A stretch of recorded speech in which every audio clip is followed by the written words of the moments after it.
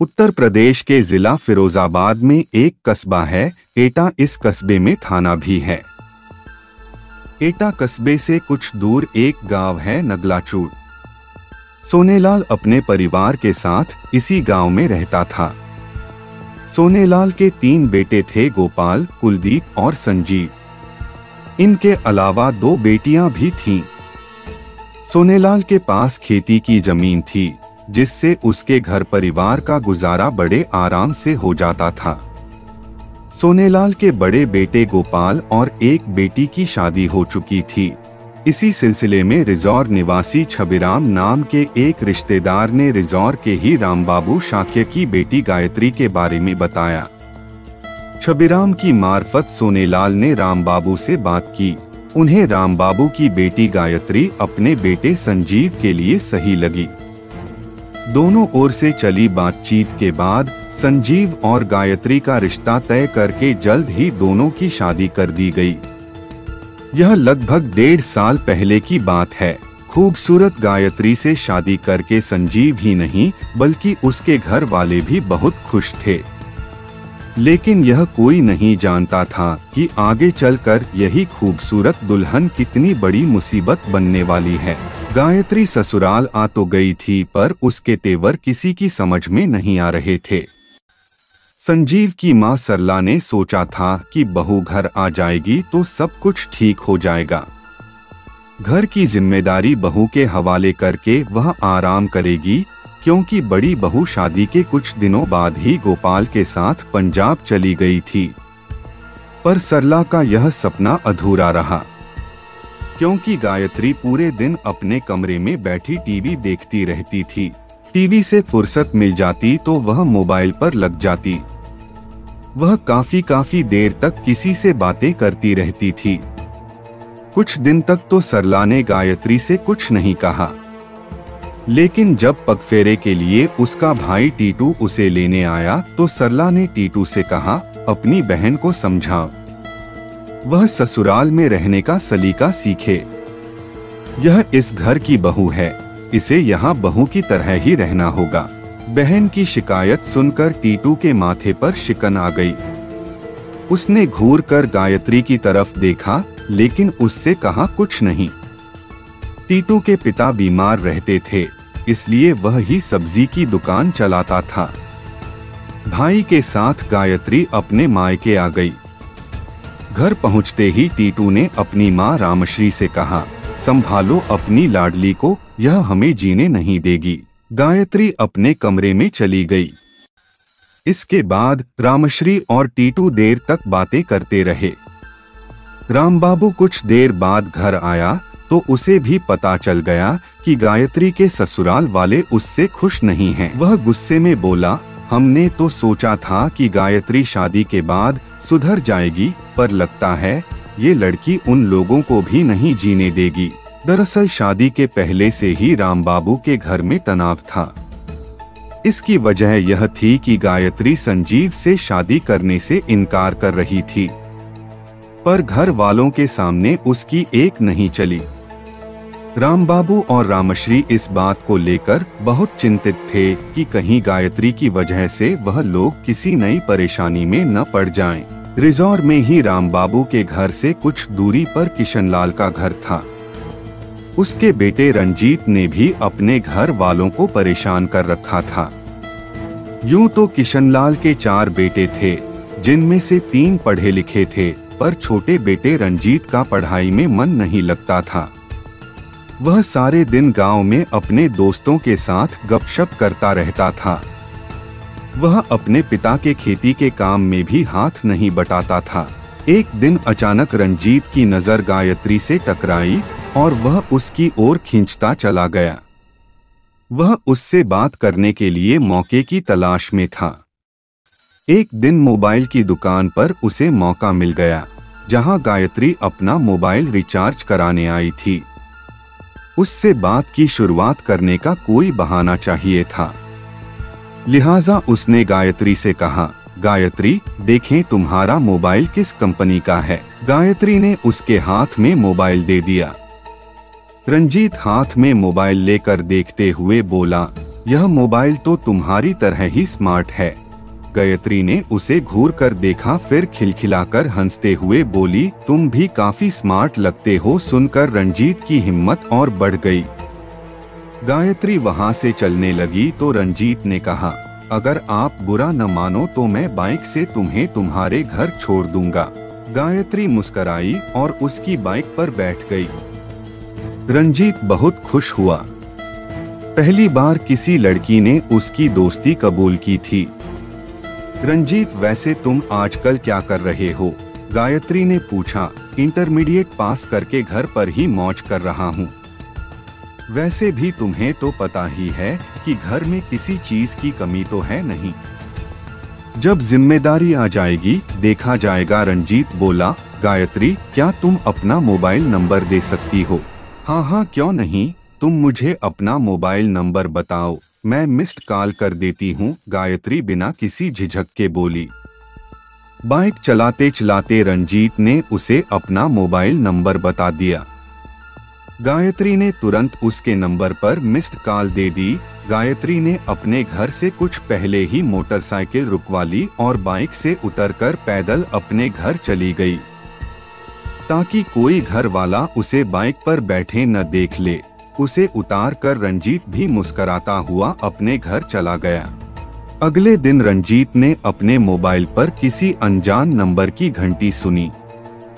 जैसे ही उसने हेलो कहा तो दूसरी तरफ से लड़की की आवाज सुनाई दी। वह बोला, कौन, किससे बात करनी है? ओ, हमने तो सोचा था कि तुम काफी स्मार्ट हो, पर तुम तो जीरो निकले। कहते हुए लड़की हंसने लगी। रंजीत समझ गया कि वह गायत्री है। रंजीत मन ही मन बहुत खुश हुआ। वह सफाई देते हुए वह बोला, सॉरी गायत्री, मैं समझा किसी और का फोन है। अब मैं तुम्हारा फोन नंबर मोबाइल में सेव कर लूंगा। हाँ, समझदार दिखते हो। सुनो, आज मुझे 2 घंटे के बाद एटा जाना है, तुम मोड़ पर मिलो। गायत्री ने कहा। रंजीत निर्धारित समय से पहले ही वहां पहुंच गया।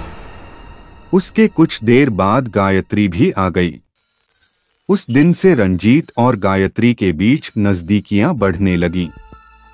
दोनों ही लोगों की नजरों से छिपकर मिलने लगे, लेकिन लाख छिपाने पर भी ऐसी बातें छिप नहीं पाती।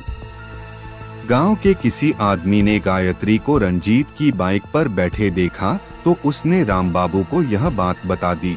रामबाबू परेशान हो गया। घर आकर उसने गायत्री से पूछताछ की तो उसने इस बात से इनकार कर दिया। रामबाबू ने सोचा कि शायद पड़ोसी को कोई गलतफहमी हो गई होगी, लेकिन अब गायत्री सतर्क हो गई थी। उसका और रंजीत का प्यार परवान चढ़ने लगा था। अपनी मुलाकातों के दौरान प्रेमी युगल भविष्य के सपने बुनने लगा था। हालांकि दोनों की जाति एक थी, पर रंजीत न तो कोई काम धंधा करता था और न ही उसकी छवि अच्छी थी। गायत्री अच्छी तरह जानती थी कि घर वाले उसके इस रिश्ते को स्वीकार नहीं करेंगे। दूसरी ओर दोनों के इश्क की खबरें लोगों तक पहुंचने लगी थीं। लोग दोनों के बारे में खुसुर फुसुर करने लगे। कई लोगों ने रामबाबू से शिकायत की कि उसे अपनी बेटी पर कंट्रोल करना चाहिए। लोगों की बातें सुनकर वह परेशान हो गया था, जबकि गायत्री यही कहती कि लोगों को तो बातें बनाने की आदत होती है, फालतू में उसे बदनाम कर रहे हैं। लेकिन एक दिन गायत्री और रंजीत ने रात को मिलने का फैसला किया। गायत्री के घर के सभी लोग सो चुके थे। देर रात को रंजीत उसके यहाँ पहुंच गया। गायत्री बाहरी गेट खोलकर उसे अंदर ले आई, पर वह दिन उनकी मुलाकात के लिए ठीक नहीं रहा। उस रात गायत्री के भाई टीटू की तबीयत ठीक नहीं थी। वह टॉयलेट जाने को उठा तो देखा मेन गेट की कुंडी खुली हुई है। उसे कुछ शक हुआ तो उसने गायत्री के कमरे में झांक कर देखा। गायत्री वहां नहीं थी। वह टॉयलेट जाने के बजाय तेजी से गेट खोलकर बाहर आया। तभी कोई व्यक्ति छत से कूदकर भाग गया। टीटू भागकर अंदर आया तो देखा गायत्री कमरे में थी। तू कहाँ गई थी? टीटू ने उससे पूछा। मैं तो यहीं थी भैया। क्यों, क्या हुआ? आप कुछ परेशान से दिख रहे हैं, गायत्री ने कहा। टीटू की समझ में नहीं आ रहा कि सच क्या है। कुछ देर पहले गायत्री कमरे में नहीं थी। किसी के छत से कूदने की आवाज भी उसने सुनी थी, पर देखा किसी को नहीं था। क्या उसे भ्रम हुआ था? पर बाहरी दरवाजे की कुंडी भी खुली हुई थी। उसकी समझ में नहीं आ रहा था। वह वहां से चुपचाप चला गया। गायत्री ने राहत की सांस ली। वह जानती थी कि अगर भाई ने रंजीत को देख लिया होता तो उसकी खैर नहीं थी। अगले दिन उसने रंजीत को फोन पर सारी बात बताई और सतर्क रहने को कह दिया। इधर टीटू को लगने लगा था कि कुछ तो है जो वह देख नहीं पा रहा, जबकि लोग देख रहे हैं। बहन पर उसका शक पक्का होने लगा था। अब वह गायत्री पर गहरी नहर रखने लगा। गायत्री भी मन ही मन डर गई थी। इधर टीटू ने एक दिन मां से कहा कि वह बहन को लेकर काफी चिंतित है। अगर कोई ऊंच नीच हो गई तो कहीं के नहीं रहेंगे। लेकिन मां ने कहा, ऐसी कोई बात नहीं है, गायत्री ऐसी लड़की नहीं है। एक दिन टीटू ने खुद गायत्री को रंजीत के साथ देख लिया। वह उसके साथ बाइक पर थी। टीटू जब घर आया तो उसने देखा गायत्री घर पर ही थी। उसने उससे पूछा कि अभी कुछ देर पहले वह कहाँ थी। गायत्री ने कहा, मैं तो अपनी सहेली के घर गई थी। टीटू को लगा कि वह झूठ बोल रही है, लिहाजा उसने उसकी पिटाई कर दी और कहा, आइंदा अगर मैंने तुझे किसी के साथ देखा तो जान से मार दूंगा। मां को भी लगने लगा कि गायत्री कुछ तो गड़बड़ कर रही है। जब देखो तब बाहर भागने की कोशिश करती है। इसलिए मां ने भी उससे कहा, आज से तेरा घर से बाहर जाना बंद। अब घर का काम सीख, वरना ससुराल जाकर हमारी बेइज्जती कराएगी। मैं क्या कोई कैदी हूँ माँ, जो मुझे बांध कर रखोगी? आखिर मैंने किया क्या है? गायत्री ने कहा तो टीटू ने उसे कसकर तमाचा जड़ दिया। तू क्या समझती है, हम अंधे हैं? गायत्री रोती हुई कमरे में चली गई और उसने मौका देखकर रंजीत को सारी बात बता दी। उसने कहा कि जल्दी कुछ सोचो, वरना ये लोग हमें अलग कर देंगे। अगले दिन टीटू ने रंजीत को रास्ते में रोककर कहा, तू गायत्री का पीछा करना छोड़ दे, वरना बुरा होगा। रंजीत ने टीटू को समझाने की कोशिश की कि उसे शायद कोई गलतफहमी हुई है। इधर रंजीत ने प्रेमिका से मिलने का एक उपाय खोज लिया। उसने केमिस्ट से नींद की गोलियां खरीदकर गायत्री को देते हुए कहा कि वह रात के खाने में कुछ गोलियां मिला दिया करे, फिर दोनों बेखौफ होकर मिला करेंगे। गायत्री ने अब रात का खाना बनाने की जिम्मेदारी ले ली। इसके बाद वह जब अपने प्रेमी से मिलने का प्रोग्राम बना लेती तो खाने में नींद की गोलियां मिला देती। पूरा परिवार गोलियों के असर से गहरी नींद में सो जाता, लेकिन सुबह जब वे लोग उठते तो सबका सिर भारी होता। एक दिन गायत्री की मां रामश्री की रात को नींद खुल गई। उस दिन मां ने गायत्री और रंजीत को रंगे हाथों पकड़ लिया। इस पर घर वालों ने गायत्री की पिटाई कर दी। इसके बाद गायत्री के लिए रिश्ते की तलाश होने लगी। आखिर उन्होंने गायत्री की शादी संजीव से करके राहत की सांस ली। हालांकि गायत्री ने इस शादी का विरोध किया था, लेकिन घर वालों ने उसकी एक नहीं सुनी थी। बेटी की शादी के बाद सब निश्चिंत थे, लेकिन शादी के बाद भी गायत्री के नाजायज संबंध रंजीत से बने रहे। एक दिन रंजीत उसकी ससुराल भी पहुंच गया। गायत्री ने उसे अपना दूर का रिश्तेदार बताया। ससुराल वालों ने भी मान लिया, लेकिन बाद में दूर के इस रिश्तेदार का कुछ ज्यादा ही आना जाना होने लगा तो ससुराल वालों ने आपत्ति जताई। गायत्री नहीं चाहती थी कि यह बात मायके वालों तक जाए। उसने अब अपना पुराना फार्मूला अपनाया। वह ससुरालियों को भी रात के खाने में नींद की गोलियां देने लगी। इस तरह वह ससुराल में भी बेखौफ इश्क लड़ाती रही। गायत्री यह जानती थी कि ऐसा हमेशा नहीं चल सकता। अब संजीव को भी उस पर शक होने लगा था। उसने साफ शब्दों में कहा कि अगर अब कभी उसने रंजीत को घर में देखा तो बुरा होगा। गायत्री पर ससुराल में भी लगाम लगनी शुरू हो गई तो वह परेशान हो उठी। उसे अपना पति ही दुश्मन लगने लगा। एक दिन गायत्री ने तय किया कि संजीव से इस काम में रंजीत ने रिजॉर्ट के ही रहने वाले अपने दोस्त राजेश उर्फ पप्पू को भी मिला लिया। 13 मई को गायत्री अपने पति संजीव के साथ बाइक नंबर यूपी 83 AL 6985 से एटा के लिए निकली। उसने प्रेमी रंजीत को अपने एटा जाने की सूचना दे दी। रंजीत अपने दोस्त राजेश के साथ रिजॉर्ट से एटा पहुंच गया।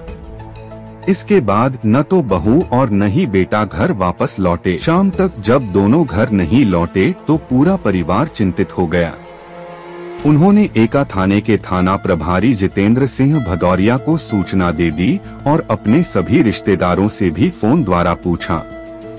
उन्होंने गायत्री के घर वालों को भी बता दिया था। दोनों का फोन भी स्विच्ड ऑफ था। रो रो कर घर वालों का बुरा हाल था। इधर मायके वाले परेशान थे कि कहीं गायत्री ने ही तो कुछ नहीं कर डाला। गायत्री और संजीव के गुम होने की सूचना अन्य थानों को भी दे दी गई थी। 18 मई 2018 को रिजॉर्ट के चौकीदार रमेश को किसी ने बताया कि कुरीना दौलतपुर मोड़ के पास जैन फार्म हाउस के खेत में एक युवक की लाश पड़ी हुई है। चौकीदार ने तुरंत इसकी सूचना रिजॉर्ट के थाना प्रभारी जितेंद्र सिंह भदौरिया को दी। थाना प्रभारी तुरंत मौके पर पहुंचे। उन्हें वहां एक युवक की लाश मिली जिसकी गला रेत कर हत्या की गई थी। मौके पर काफी भीड़ इकट्ठा हो गई थी लेकिन शव को कोई नहीं पहचान पाया। कुछ दूरी पर पुलिस को एक मोबाइल फोन मिला जिसमें मिले नंबर पर कॉल की गई तो पता चला कि मोबाइल रंजीत नाम के व्यक्ति का है। लेकिन उसके परिवार वालों ने जब लाश देखी तो कहा कि वह उनका बेटा नहीं है। जब लाश रंजीत की नहीं थी तो उसका मोबाइल वहां क्यों मिला, यह बात कोई नहीं समझ पा रहा था। इसी बीच सोशल मीडिया पर लाश का फोटो वायरल हो गया तो सोनेलाल ने एटा थाने से संपर्क किया। पता चला कि जैन फार्म हाउस रिजॉर्ट में मिलने वाली लाश उनके बेटे संजीव की है। संजीव के घर वाले समझ गए कि जरूर इस हत्या में गायत्री का हाथ है। उन्होंने रिजॉर्ट थाना प्रभारी को सारी बात बता दी। गायत्री का भाई और पिता भी रिजॉर्ट आ गए। उन्हें विश्वास ही नहीं हो रहा था कि गायत्री ऐसा कर सकती है। मौके पर संजीव की बाइक भी बरामद हो गई थी लेकिन गायत्री का कोई अता पता नहीं था। रिजॉर्ट थाना प्रभारी ने मुखबिरों का जाल फैला दिया। पुलिस को गायत्री और रंजीत के प्रेम संबंधों का भी पता चल चुका था। रंजीत भी घर से गायब था। अब पुलिस उन दोनों की तलाश में लग गई। अगले दिन संजीव की पोस्टमार्टम रिपोर्ट आ गई जिसे देखकर पुलिस चौंक गई। पोस्टमार्टम रिपोर्ट में पाया गया कि युवक ने नशे का सेवन किया था। पूछताछ करने पर पता चला कि संजीव तो नशा करता ही नहीं था। इसी बीच 18 मई 2018 को मुखबिर की सूचना पर पुलिस ने प्रेमी युगल को बख्शीपुर तिराहे से गिरफ्तार कर लिया। दोनों किसी वाहन का इंतजार कर रहे थे। थाने लाकर गायत्री और रंजीत से पूछताछ की गई। गायत्री ने बताया कि वह तो रंजीत से प्यार करती थी। उसे जबरन प्रेमी से दूर करके संजीव के गले बांध दिया गया, इसलिए उसने उससे छुटकारा पाने का निश्चय कर किया।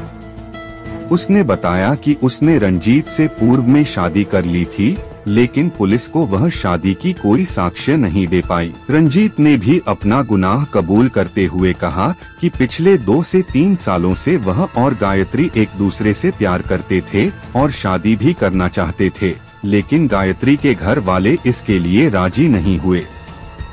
गायत्री की शादी के बाद भी वे दोनों अलग नहीं रह पाए और आखिर संजीव को रास्ते से हटाने का फैसला कर लिया। उस दिन जब गायत्री अपने पति के साथ एटा पहुंची तो रास्ते में उसने बाइक रुकवाई।